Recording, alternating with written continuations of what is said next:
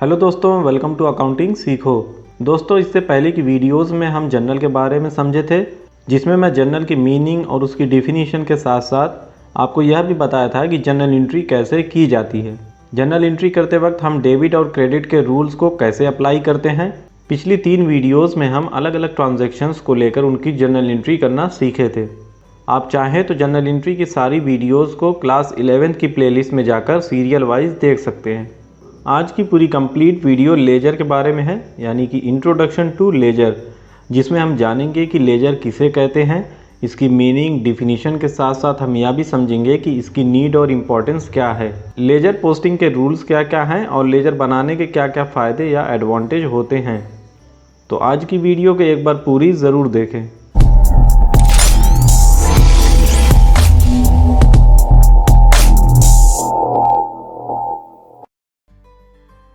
दोस्तों, जैसा कि हम जानते हैं, अकाउंटिंग करते वक्त हम अलग अलग स्टेप्स को फॉलो करते हैं। इसमें हमारा फर्स्ट स्टेप होता है जर्नल। इसमें हम अपने बिजनेस के सारे लेन देनों को रिकॉर्ड करते हैं, मतलब कि जितने भी ट्रांजैक्शंस डेली बेसिस पर हो रहे हैं उन्हें डेट वाइज एक सिस्टमैटिक वे में क्रोनोलॉजिकल ऑर्डर में अकाउंटिंग के रूल्स के अकॉर्डिंग हम जर्नल में रिकॉर्ड करते हैं, जिसे हम जर्नल एंट्री कहते हैं। और जर्नल एंट्री के बारे में हम जान चुके हैं। और ट्रांजैक्शंस को रिकॉर्ड करने की जो प्रोसेस होती है यह जर्नलाइजिंग कहलाती है। इस तरह किसी भी एक पर्टिकुलर अकाउंट की इंफॉर्मेशन हमें जर्नल से नहीं मिलती है, क्योंकि वहाँ बहुत सारी एंट्रीज़ होती हैं और वो सब मिक्स्ड होती हैं। जर्नल से हम एक ही बार में यह नहीं बता सकते हैं कि किसी एक पर्टिकुलर पर्सन को कितनी सेल की गई है, उसका बैलेंस कितना है। जर्नल में हम जितनी भी एंट्री रिकॉर्ड किए हैं, अगर कोई हमसे पूछता है कि कितने रुपये हमें कैश में मिले और कितना हम कैश में पेमेंट किए हैं और कितना कैश हमारे पास बचा हुआ है, तो इसका पता लगाने के लिए हमें जर्नल में कैश अकाउंट से रिलेटेड सारी एंट्रीज़ को ढूंढना पड़ेगा और जितना कैश आया उसको जोड़ेंगे, फिर उसमें से कितना कैश गया उसमें से उसको लेस करेंगे, तब जाकर हमें बैलेंस का पता चलेगा। तो इस तरह हमें बहुत ज़्यादा टाइम लगेगा। इसलिए हम जितनी भी जर्नल एंट्री किए हैं उन्हें छाँट कर, उन्हें क्लासीफाई करके उनकी पोस्टिंग उससे रिलेटेड अकाउंट में करते हैं, यानी जर्नल एंट्री करने के बाद उसकी पोस्टिंग करते हैं। पोस्टिंग का मतलब होता है शिफ्ट करना या ट्रांसफ़र करना एक पर्टिकुलर अकाउंट या हेड में। इसमें होता यह है कि एक ही नेचर के जितने भी ट्रांजैक्शन होते हैं जो लेन देन हुए होते हैं, उन सबको एक ही जगह उनका एक अकाउंट बना दिया जाता है। इसे ही हम लेजर कहते हैं।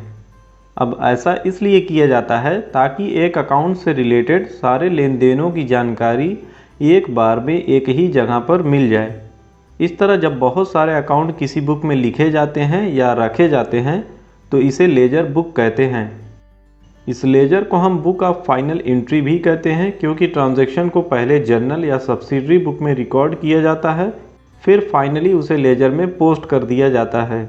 यह लेजर बहुत ही यूज़फुल है, जो किसी भी इंटरप्राइज़ के लिए बहुत ज़रूरी है।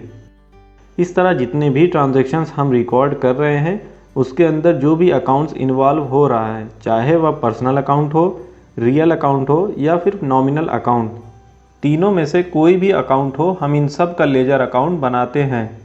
आइए अब लेजर की एक डिफिनीशन देखते हैं।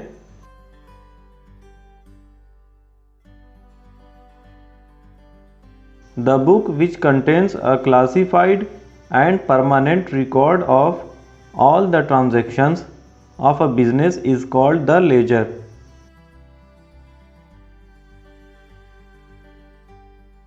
यह डिफिनीशन है अकॉर्डिंग टू एल.सी. क्रॉपर। तो इसका मतलब यह है कि जिस बुक में किसी भी बिजनेस का वर्गीकृत और अस्थायी रिकॉर्ड होता है उसे लेजर कहते हैं। इस तरह हम कह सकते हैं कि लेजर में सबकी अलग अलग पोस्टिंग की जाती है, जिससे यह भी पता चलता है कि किसी एक पर्टिकुलर पर्सन से कितनी अमाउंट रिसीव हुई है, उसे कितना पेमेंट किया गया है और बैलेंस कितना बचा है। यह सारी इन्फॉर्मेशन मिलती है। तो दोस्तों, आइए आगे जानते हैं need and importance of laser, यानी लेजर की क्या आवश्यकता है और क्या महत्व है। आइए इसको एक एक करके हेडिंग वाइज समझते हैं। इसका पहला पॉइंट है इजी अवेलेबिलिटी ऑफ इंफॉर्मेशन, सूचनाओं की सरलता से प्राप्ति। इसका मतलब यह है कि लेजर की हेल्प से हम जिस भी अकाउंट की चाहें इन्फॉर्मेशन आसानी से प्राप्त कर सकते हैं।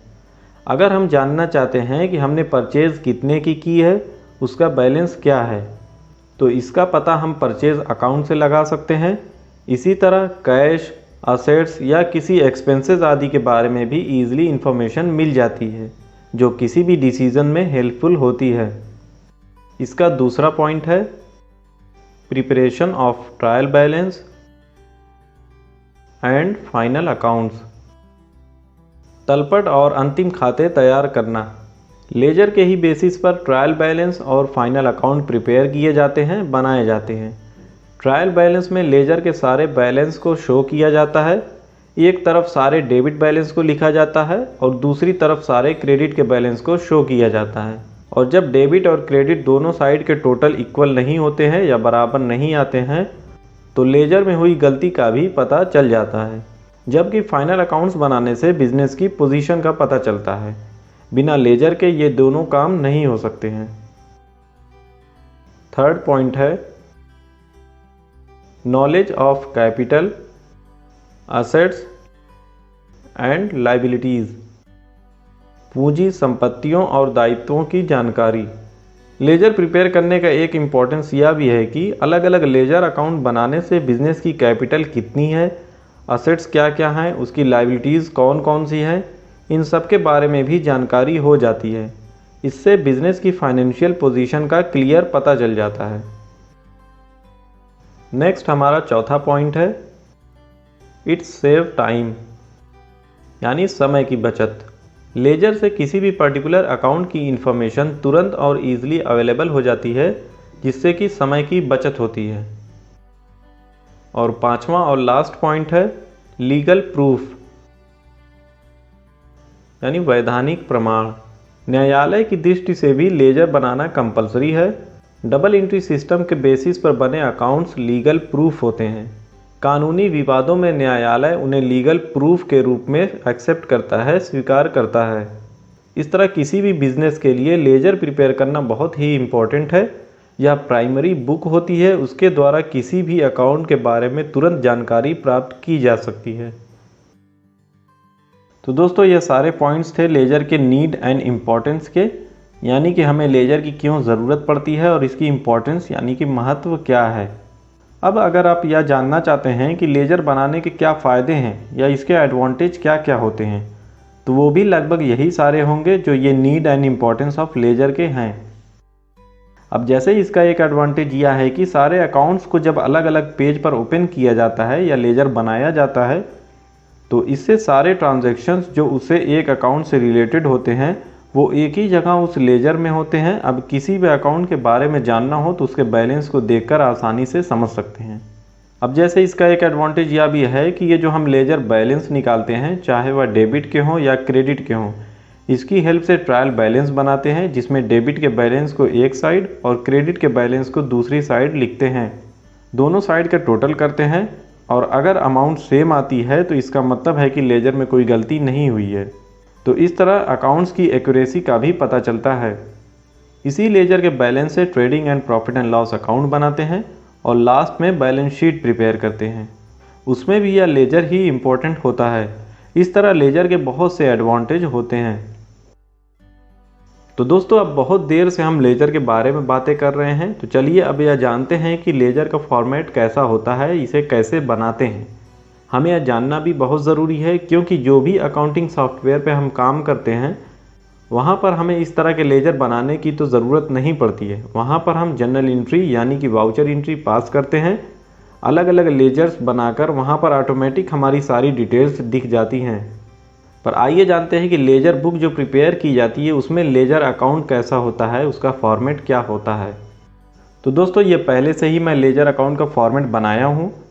यहाँ पर जो नेम ऑफ अकाउंट है, यहाँ पर हम जिस भी अकाउंट को बनाएंगे, जिस भी अकाउंट का लेजर प्रिपेयर करते हैं वहाँ पर उसका नाम लिखेंगे। जैसे कैश अकाउंट का लेजर बना रहे हैं तो यहाँ पर कैश अकाउंट लिखेंगे।